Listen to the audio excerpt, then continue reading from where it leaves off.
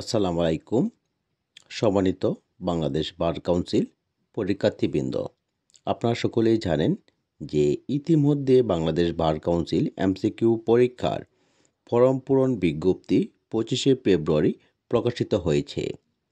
আরেকটি তথ্যসূত্রে জানানো গিয়েছে যে 25শে এপ্রিল নাগাদ বাংলাদেশ বার কাউন্সিল এমসিকিউ পরীক্ষা অনুষ্ঠিত হতে পারে।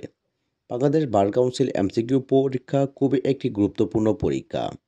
সো বিষয়ভিত্তিক যে আলোচনাগুলো আছে সে আলোচনাগুলো আপনারা যদি চান তাহলে নিয়মিত আমি আমার এই চ্যানেলে প্রকাশ করব। আপনারা সকলেই জানেন ফৌজদারি কার্যবিধিতে 565টি সেকশন রয়েছে। সব সেকশনগুলো যদি পড়া হয় তাহলে অনেক কষ্টসাধ্য হয়ে যাবে। তবে বাংলাদেশ বার কাউন্সিল এমসিকিউ পরীক্ষায় যেসব সেকশন থেকে প্রশ্নগুলো করা হয়ে থাকে সেগুলো যদি জেনে শুনে বাছাই করে যদি পড়া যায় অনেক সেকশন কমে আসবে। তাই আপনাদের সম্মুখে আজকে কিছু সংক্ষিপ্ত প্রশ্নের বা ধারার আলোচনা নিয়ে এসেছি। আপনারা নিয়মিত যদি এই বিষয়গুলো জানতে চান তাহলে আমি নিয়মিত প্রকাশ করব।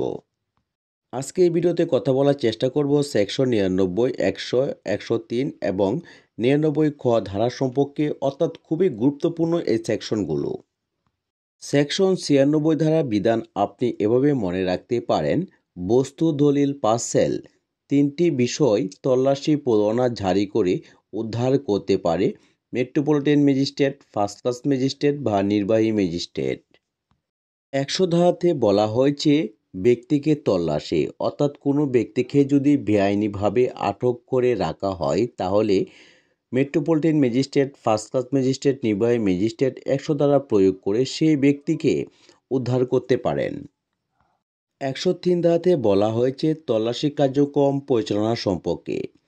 এই পরিচালনাটা করতে হবে, তল্লাশি পরিচালনাটা এভাবেই করতে হবে দুইজন নিরপেক্ষ ব্যক্তির সামনে, অর্থাৎ সেখানে জব্দ তালিকা প্রস্তুত করতে হবে এবং দুজন নিরপেক্ষ ব্যক্তির সাক্ষ্য নিতে হবে। নিরপেক্ষ ব্যক্তিরা যদি সাক্ষ্য দিতে অস্বীকৃতি জানায় তাহলে তারা পেনাল কোড 187 ধারা মোতাবেক অপরাধ করেছে বলে গণ্য হবে। 99 খ ধারাতে আলোচনা করা হয়েছে কতগুলো প্রকাশনা বাজেয়াপ্তকরণ, অর্থাৎ যে গ্রন্থগুলো সরকারের নিকট প্রতীয়মান হয় যে কোনো সংবাদপত্র বা গ্রন্থ, কোনো দলিল, তা যেখানেই মোদ্রিত হোক না কেন, কোনো বিষয়বস্তু যার প্রকাশনার দণ্ডবিধির 1860 সনে 45 নং আইন ধারা এর 123-এ অথবা 124-এ, 153, 292, 295 এ অথবা 505 ও 505 এ দণ্ডনীয়। কোনো বিষয়বস্তু বাংলাদেশের রাষ্ট্রপতি, সরকারের প্রধানমন্ত্রী, জাতীয় সংসদের স্পিকার বা বাংলাদেশের প্রধান বিচারপতির জন্য মানহানিকর। এসব গ্রন্থ বাজেয়াপ্ত করার জন্য সরকার আদেশ দিতে পারেন।